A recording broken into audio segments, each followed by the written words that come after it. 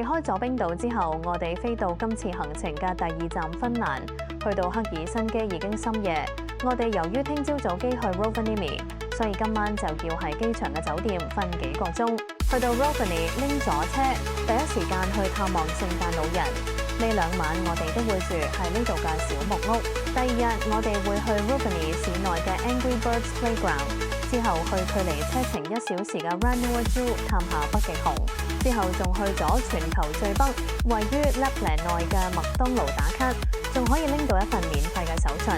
第3日我哋就會做機由 Rovaniemi 直飛返首都赫爾辛基嚟個1日遊，穿梭市內景點，同埋仲會去埋好出名嘅芬蘭堡。我哋即刻開始今日芬蘭嘅行程啦！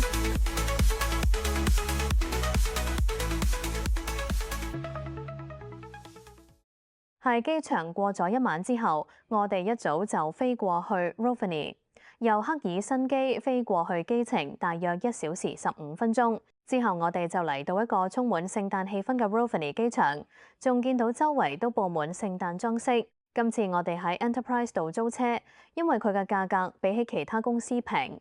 之後介紹返個預約方法，首先喺首頁嗰度入返租車地點時間，然後搜尋返相對嘅車型。今次我哋由於只係租2日車，所以都係揀返比較經濟少少嘅車型。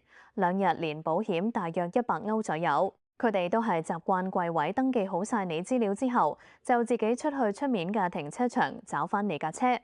今次我哋揸呢架車係 Volkswagen Golf， 拎咗車之後，我哋就直接揸去聖誕老人村酒店度先。呢間就係我哋住嘅小木屋，佢位於聖誕老人村入邊。即刻嚟個開箱先。首先我哋喺出面泊好車之後，出邊沿着樓梯行上間屋入邊，見到出面有個好大嘅露台，仲可以出嚟飲下茶。由中間白色門出去，入到去會分開左右2間屋。我哋喺右邊呢間屋，之後我哋入屋睇下。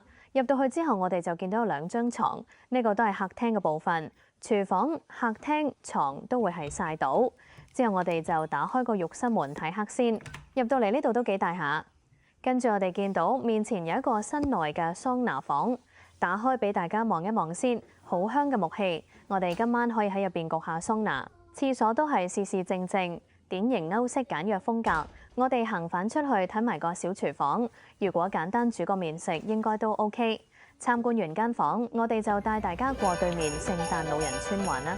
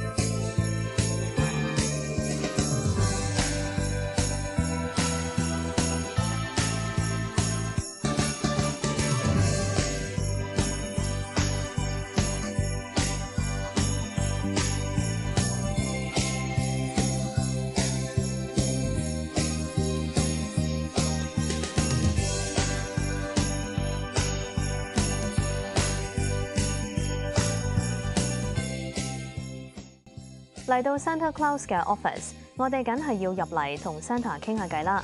如果你唔買相片同影片，基本上見面係免費嘅。入去前，精靈會問定你來自邊個國家，之後見到 Santa 時，佢就會同你講你好。會面雖然唔長，只有短短3分鐘左右。Santa 就問咗我哋由香港飛過嚟用咗幾耐時間，今次行程去咗邊度玩。嚟 Finland 之前去咗邊，之後問我哋覺得 Iceland 嘅感覺點，然後就對我哋講咗一啲祝福嘅説話。個會面就咁結束啦。離開咗 Santa Office 就會見到有我哋剛才會面嘅相片同影片。我哋一場嚟到就當然要買返會面嘅影片同相片啦，又使咗幾十歐啦。拜拜。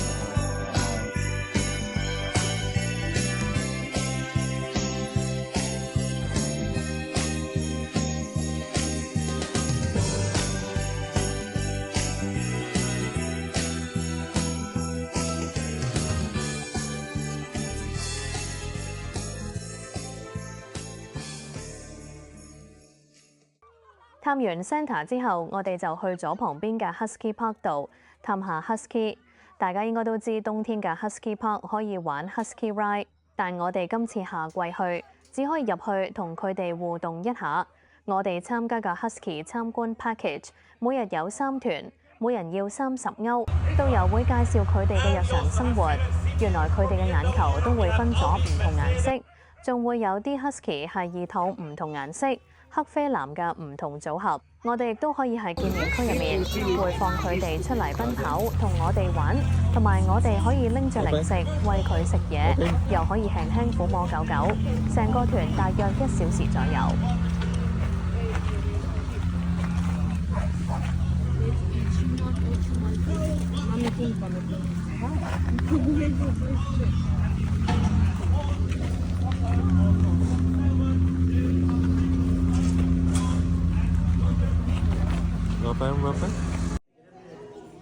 之後我哋就去咗一間叫 Lapland Restaurant、Kultahovi 餐廳食燒三文魚。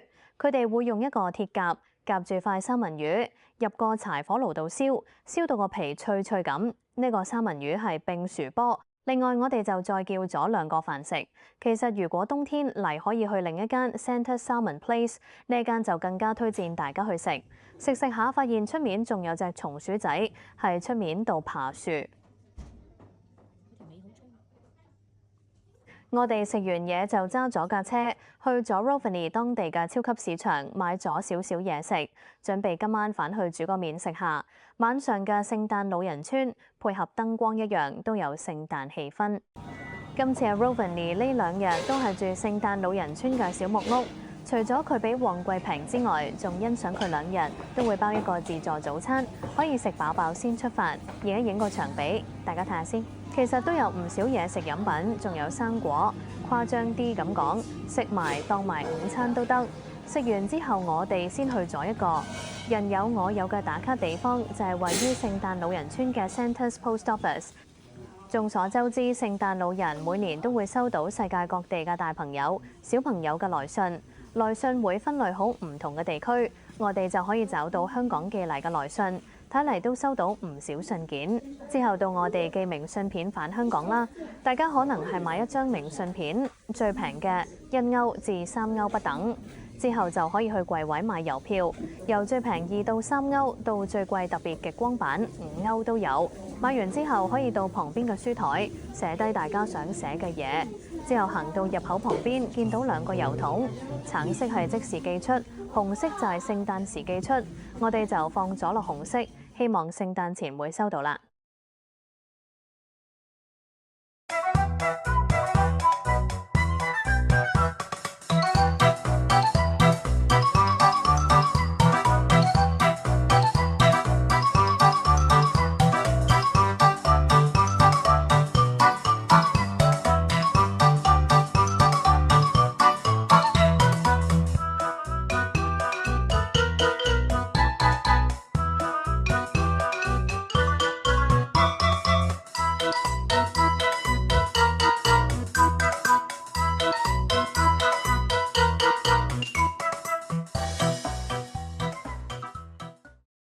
去完 Angry Birds Playground， 我哋揸車去1小時車程嘅 Raniwa Zoo。呢度係 Lapland 入面最大嘅動物園，入面有唔少北極圈生活嘅動物，包括最常聽到見到嘅北極熊，仲有 Snowy Owl 同 Arctic Fox 等。夏季係新生動物嘅季節，動物園內飼養約50種野生動物，約150隻動物。動物們被安置在森林中央寬敞嘅圍欄中，沿着一條2.8公里長的路線分佈。此外，我哋仲可以係夏季開放嘅加聰園觀賞農場動物。園區前半部有個公園，之後就睇到比較常見嘅動物，包括有羊、兔仔，仲有羊駝等。之後後半部分就會見到有好多唔同嘅北極圈動物。打頭陣嘅見到一系列唔同品種嘅貓頭鷹，我哋一一帶大家介紹一下。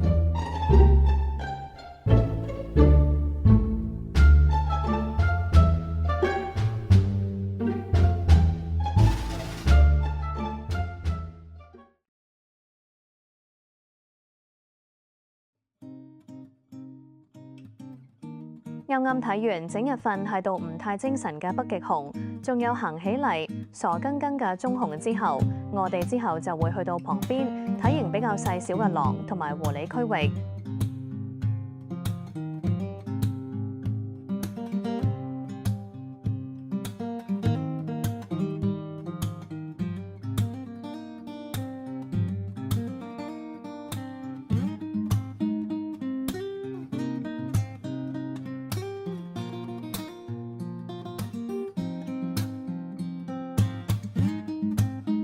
北極狐主要係北半球線以上嘅地區繁殖，佢哋通常獨居或者同伴侶、幼崽一齊生活。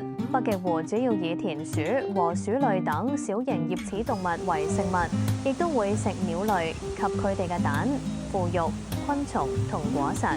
係芬蘭，北極狐生活在 Ujoki、Inari 同 Enontekiö 三個市鎮最北端嘅山區。呢兩張嘅圖就可以比較到一隻成年嘅北極熊同埋棕熊同我哋嘅身高。之後落返嚟再係公園玩咗一陣，就離開呢個野生公園。我哋就回程返去 Rovaniemi， 去咗一間全球最北嘅麥當勞食嘢。作為最北嘅麥記，當然會有返啲免費嘅手信，俾你拎走就係呢幾張明信片啦。每次每人可以拎一張，一套就共有4款。入到去餐廳入面，仲見到唔少聖誕老人嘅標誌。而我哋來都來了，當然要試下呢度嘅套餐。我就覺得每個國家嘅套餐總會係帶少少唔同，仲會有時會帶地特別嘅包，同埋麥樂雞又有呢個巨無霸嘅醬汁。今晚係 Rovaniemi 嘅最後一晚，見過極光指數高同天氣唔錯，就試下揸架車出去行下圈，睇下撞唔撞到極光啦。最後都係無緣一見，只係影到啲光影。之後下集我哋就會坐早機返到芬蘭首都赫爾辛基嚟過1日遊，晚上就要回程返香港，正式結束今次冰島芬蘭之旅啦。拜拜。